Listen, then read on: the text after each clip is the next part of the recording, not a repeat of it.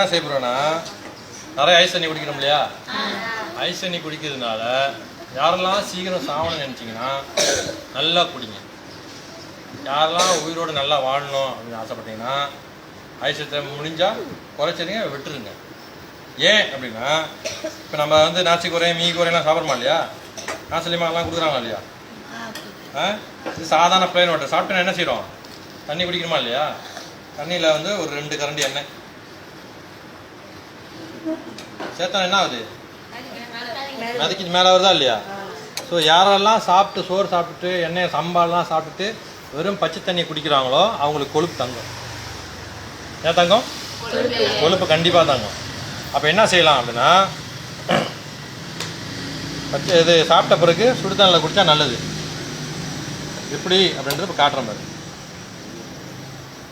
நிற்குதா? அதை கலக்கிற மாதிரி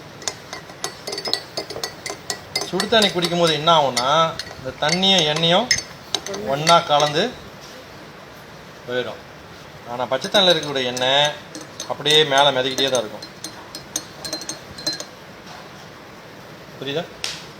இப்போ ஐஸ் கட்டி குடிக்கிறவங்களுக்கு என்ன ஆகுதுன்னா ஐஸ் தண்ணி ஐஸ் கட்டி குடிக்கிறாங்கல்ல, நல்லா ஐஸ் போட்டு குடிக்கிறாங்கல்ல, அவங்களுக்கெல்லாம் அந்த கண் பார்வை குறையிறது, மூளை மங்கி போகிறது, கக்கா ஒழுங்காக வராமல் போகிறது, அக்கான்னு கத்தும் போது சத்தம் வர்றது, இதெல்லாம் பிரச்சனை அதிகம்.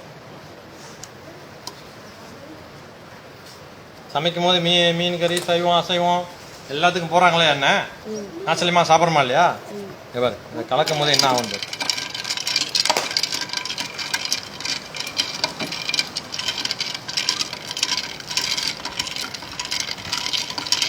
இப்போ நம்ம நாசிலியமாக சாப்பிட்டுட்டு இல்லை ஜூஸ்லாம் கொடுப்பாங்க, கிளம்பி விருந்துக்கு போவோம்.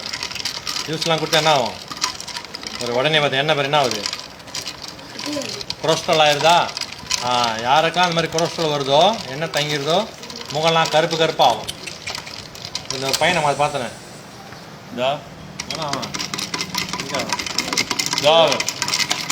அதெல்லாம் என்ன பொருள் நல்லா சம்பாடு வச்சு நல்லா கட்டுன்னா அப்படி தான் வரும், சொறி பிடிச்சி போயிடும். இப்போ இந்த மாதிரி ஐஸ் வாட்டர் குடிக்கும் போது சாப்பிட்டுட்டு ஐஸ் வாட்டர்லாம் குடிக்கக்கூடாது.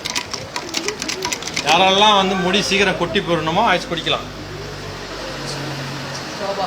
யாருக்கெல்லாம் முடி அழகாக வேணுமோ ஐஸை விட்டுருணும். புரியுதா? ஐஸ் குடிக்கிறது கெடுதலா நல்லதா? வேற எவ்வளோ கெடுதல். இங்கே யார் வந்து அறிவாளினா நான் சொன்னால் புரியும். யார் அறிவாளி? கேட்டுக்குங்க.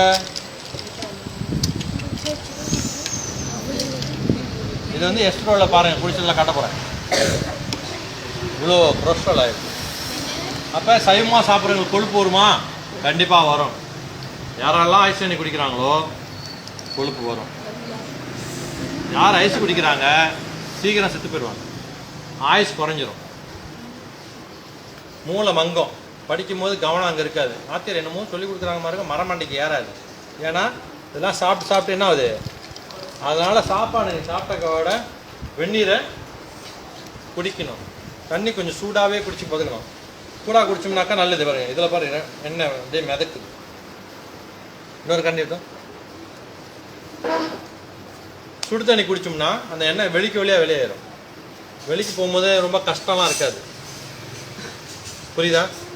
முடிஞ்ச அளவுக்கு இந்த பாருங்க இது வாங்காதீங்க. இந்த மாதிரி எண்ணெய் சாப்பிட்றதுல ஏதோ ஒரு செலவுனா அந்த சூரியகாந்தி பூ, தேங்காய் எண்ணெய் வந்து ரொம்ப சிம்பிள். அதை வேணால் செஞ்சுங்க. ஒரு 5 லிட்டர் பால், செம்பு இது இருக்கா? 5 லிட்டர் பால் 5 லிட்டர் தண்ணி மிக்ஸ் பண்ணிவிட்டு வெயிலில் வச்சா போதும். அதெல்லாம் நீங்கள் டெஸ்ட் பண்ணி பார்க்கலாம். பால் தேங்காய் பால் இருக்குல்ல, வாங்கிட்டு வச்சு ஒரு பானையில் ஊற்றி விட்டால், பானை தான் நிறையா இருக்குது, அண்டா குண்டாலாம் அந்த அண்டா போதும். அதில் 5 லிட்டரு பால் 5 லிட்டர் தண்ணி ஊற்றிக்க வேண்டியதான். நல்லா வெயில் அடிக்குதுல பாருங்கள். 1 மணி நேரம் செஞ்சால் பார்த்தீங்கன்னா மேலே அப்படி அழகாக வந்துடும் எண்ணெய். அந்த எண்ணெய் முகத்துக்கு போட்டாலும் சரி, அந்த எண்ணெய் தலைக்கு போட்டாலும் சரி, முடி கொட்டாது. அதுக்கு பேர் தான் ஆர்கானிக் ஆயில். தேங்காய் எண்ணெய் சமைக்கிற எண்ணெய் இல்லை, ஆர்கானிக் ஆயில். அந்த ஆர்கானிக் ஆயில் சமைச்சு சாப்பிட்றதுனால கொழுப்பு வராது, முடி கொட்டாது, பேன் பிடிக்காது, கேம்பிள் வராது, எண்ணெய் தேய்ச்சி குளிக்கலாம். அதனால் எண்ணெய் வாங்குறது மிச்சம். அதனால் என்ன செய்யணும், சுடுதண்ணி குடிங்க. சுடுதண்ணி குடிக்கும்போது என்ன ஆகுது, உங்களுக்கு வெளிக்கு வழியாக வந்துடும். நீங்கள் வந்து பாருங்கள், எல்லாரும் வந்து ஒரு ஆளாக வந்து பார்த்துட்டு போ. பச்சை தண்ணி குடிச்சா அப்படி இருக்கு, மிதக்குதுல எண்ணெய் அப்படி அப்படியே தங்கி அங்கங்கே கட்டி கட்டியே வரும். சுடுதண்ணி குடிச்சா அப்படி இருக்கு. ஓகே, பார்த்து கிளம்பு.